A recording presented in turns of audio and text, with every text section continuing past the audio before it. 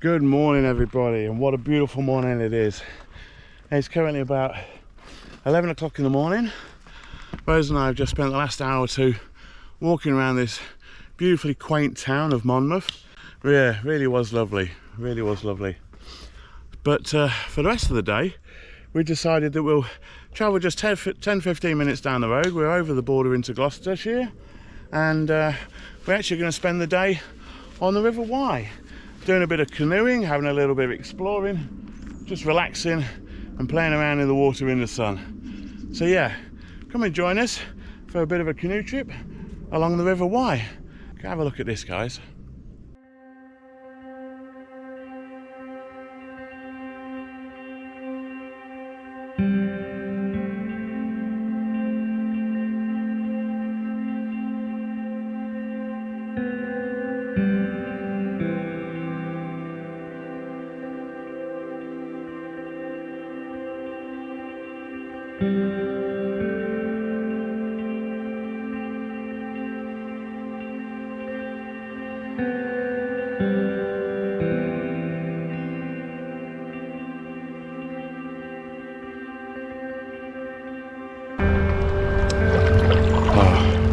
How amazing is this, guys?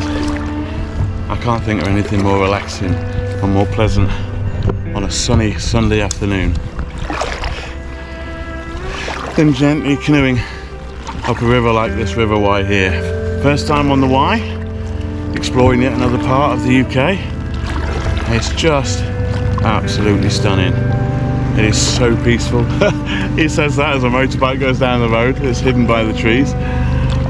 But yeah, it's so relaxing and calm and still. Very hot. Very hot. But I did learn from my lessons from before. So I have a hat, I have sunscreen, and I have plenty of water. So it should be a nice afternoon. And the water is so clear as well. You can see, I mean, it's really shallow in a lot of places, but you can really see the rocks and everything beneath us. And there's even these little like minnow-sized fish. You know when you go to those like special places that you pay to put your feet in water with a little fish in, and they nibble at the dead skin and stuff on your feet? Well, it appears that these fish are either the same or they do the same thing. If you just sit on the edge of the bank with your feet in the water, they come up and they nibble at the bottom of your feet and get rid of all the dead skin. Not something I choose to do. It sounds pretty gross to me, but they obviously don't mind it.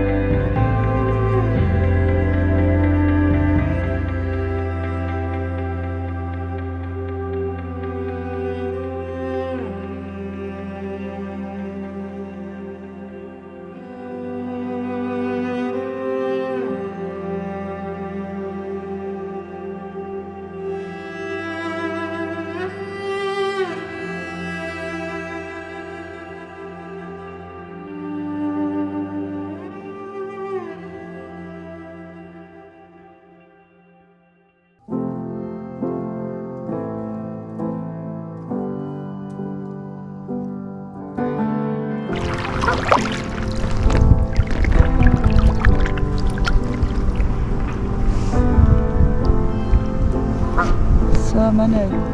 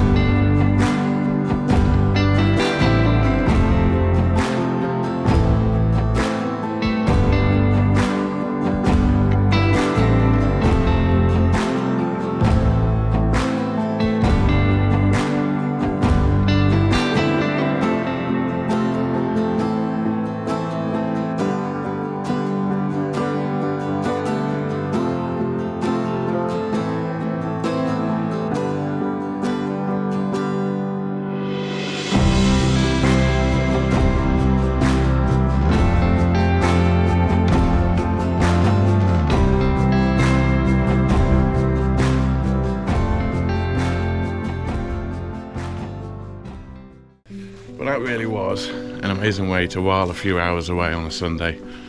That was just a gorgeous, gorgeous first view of the River Wye, and yeah, experiencing it by canoe was just lovely, especially in this weather. It's just stunning. Anyway, so next stop. So next stop, we're back in the Cotswolds and we're visiting the Roman villa of Chedworth.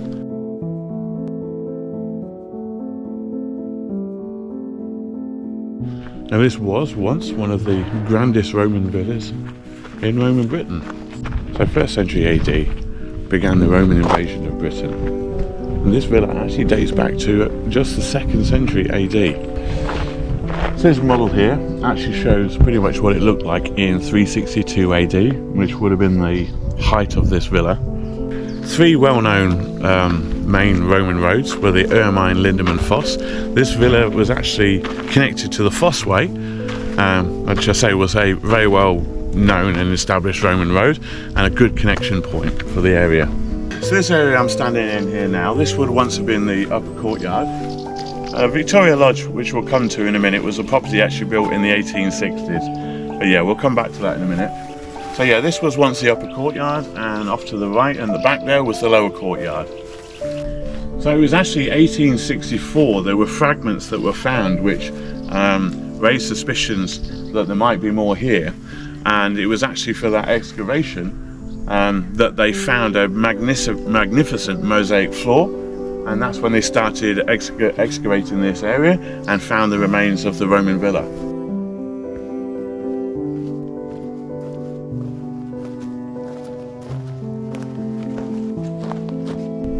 So this room behind me, they never actually have found out the purpose of this room, but if you can see these pillars here, this was actually underfloor heating. So there'd be a large furnace that would draw the air through and heat the room, and would have been one of the hottest rooms in the villa. Unbelievable back then, you know, we're talking 2nd century AD, and already the Romans have got underfloor heating, which is more than what I've got in my van in modern day.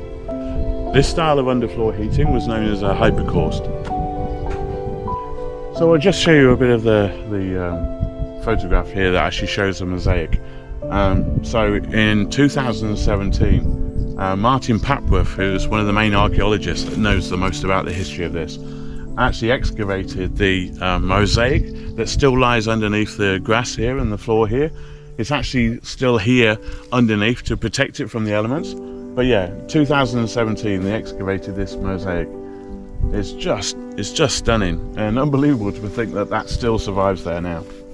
They actually dated this mosaic to the late 5th century AD. This actually went against the established idea that the occupation of Britain ended in 410 AD. This discovery was so controversial in academic circles that Martin actually came back in 2023 to gather more data. The new data and samples not only confirmed his original findings, but actually found that it extended the date. So it was actually the 6th century AD that this was dated to, far later than they believed that the Roman occupation of Britain ended in 410 AD.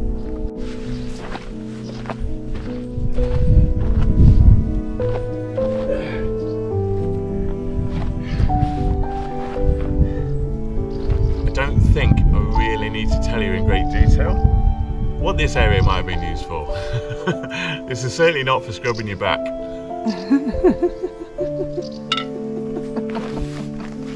So this area here right next to the toileting area, this was actually the summer dining room, and the area here in the far corner was used for the prep room, and this was another area of the villa that actually had underfloor heating. And just like the other room further down that I first showed you, this would warm and keep warm the whole of the rest of the villa.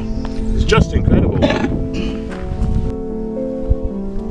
Back in 362 AD, this pathway that I'm walking along now would have been a luxurious mosaic floor that would have led to the bathhouses.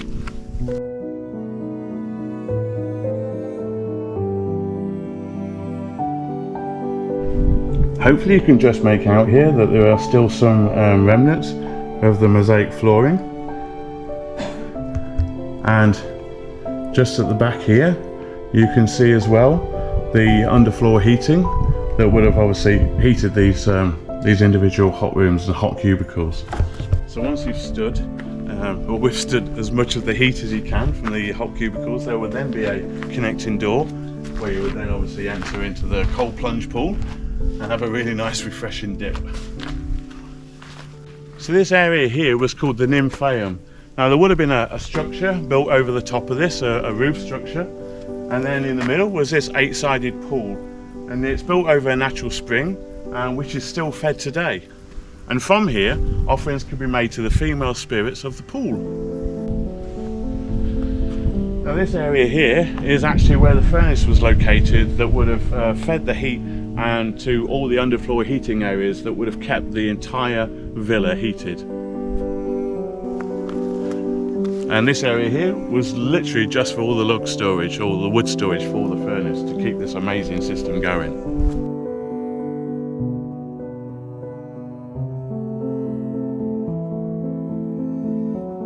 So this here is just a bit of a taste of what the mosaic flooring would have looked like.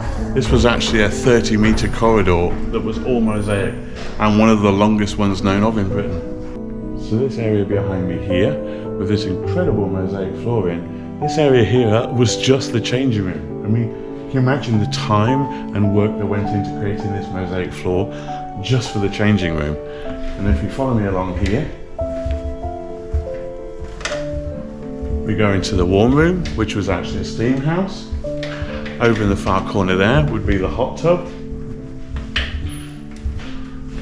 And then into the heat room, which again was underfloor heating that was generated from the furnace that we've just seen outside. And then there would be a connecting doorway, and that would then go into yet another cold dip room once you've had your fill of the hot steam. I mean, the level of detail with the mosaic floor in here, imagine the time and hours that have gone into these.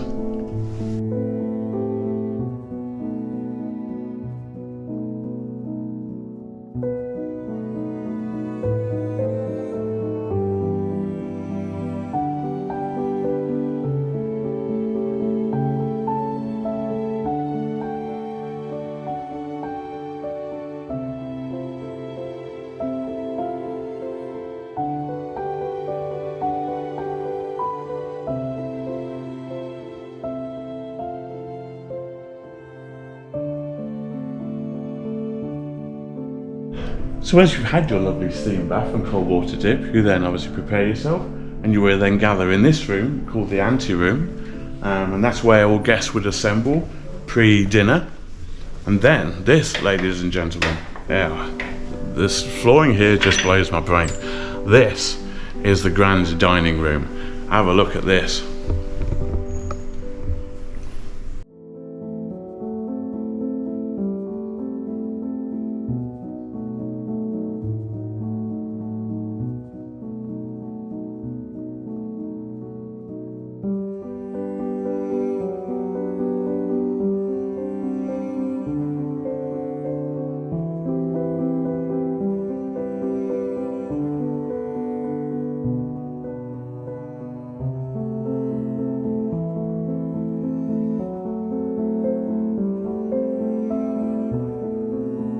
I know, right? I mean, that detail.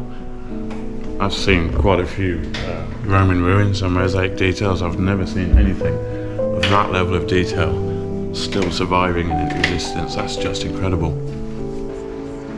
From here we move on to what is undoubtedly will have been the busiest room in the villa. This, of course, was the kitchen.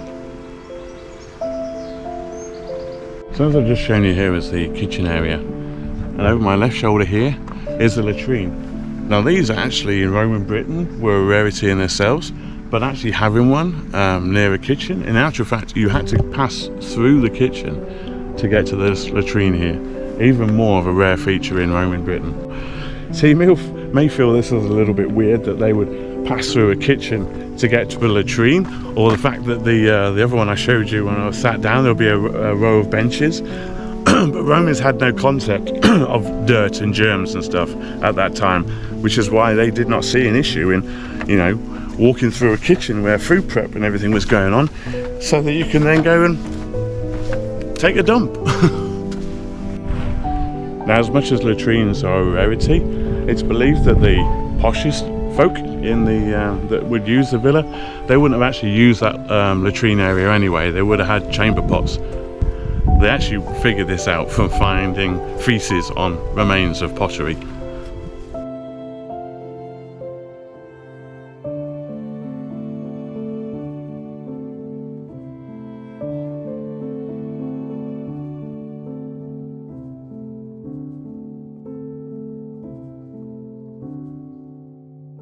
So the last piece we're going to explore is the lodge that was actually built in 1864, and this became the museum that was used to display all the items that were found in the excavation back then.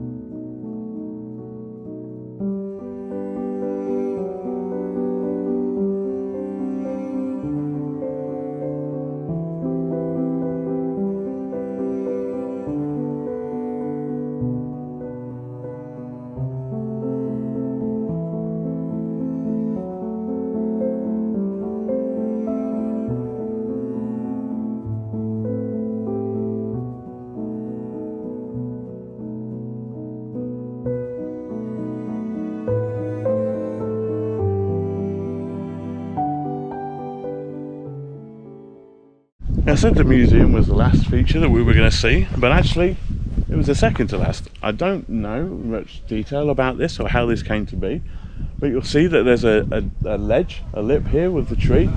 The lower half was actually the original tree, and a younger tree was grown out of the top of this. I don't know how this came to be. Maybe some of you guys might know how this happens, or who does this and why.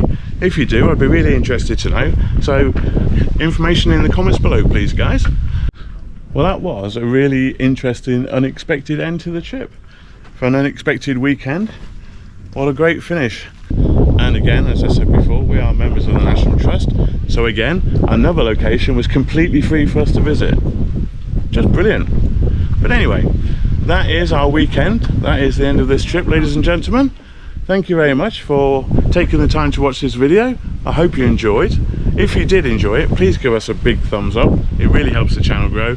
And if you're not subscribed, please consider subscribing and hit that notification bell, and then you'll find out when we're next releasing another video. Thanks very much, everybody. Much love. And as always, have a beautiful day.